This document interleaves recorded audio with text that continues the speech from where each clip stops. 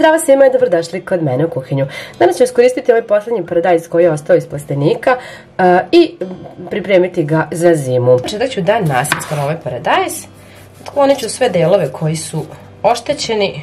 Biće vam potreban blender ili secko. Također ukoliko imate ovako ove plastične jednokratne kutijice, možete i u njih pakovati sos, tačnije ovaj mleveni paradajz. Još jedan od načina kako možete da sačuvate paradajz koji je recimo malo čvršći jeste da ga iseckate na sitno, odnosno na sitne kockice. Ovakav paradajz možete da koristite recimo ako volite paradajz sa jajima ili opet naravno u neka razna jela kao što je sataraš. Ovaj seckani paradajz ću da pakujem ovako u prijanjajuću foliju i sada ću jednostavno da ovako uzmem malo tog paradajza.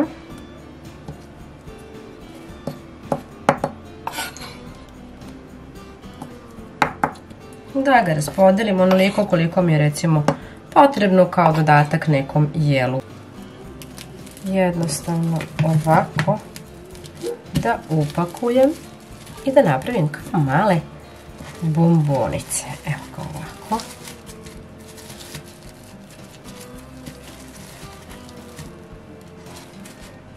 Ukoliko želite da budete sigurni da se ovo neće odvezati, onda možete samo jednostavno da zavežete ove krajeve.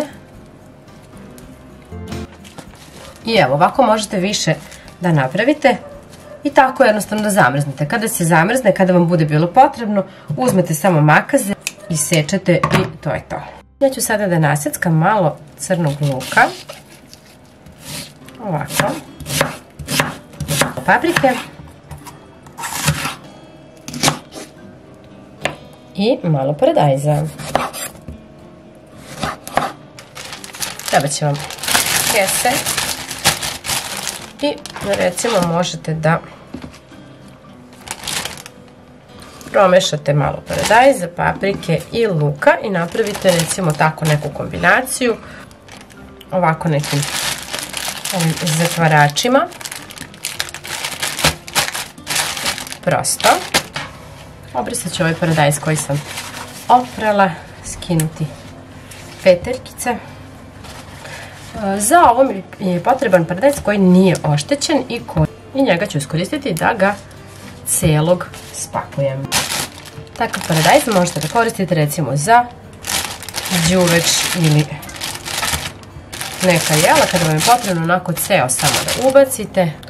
Ukoliko nemate zavarivač, možete ovako da stavite jednu krpu, uzmete zatim alufoliju ili papir za pečenje. Zatim ću evo ovako peglom koji sam uključila na najjače i s peglom. Pazite samo da ne dodirnete najlon direktno peglom, inače će se zalepiti. Možete i alufoliju da koristite ukoliko nemate papir za pečenje. I evo, lepo smo zavarili i spakovali paradajz.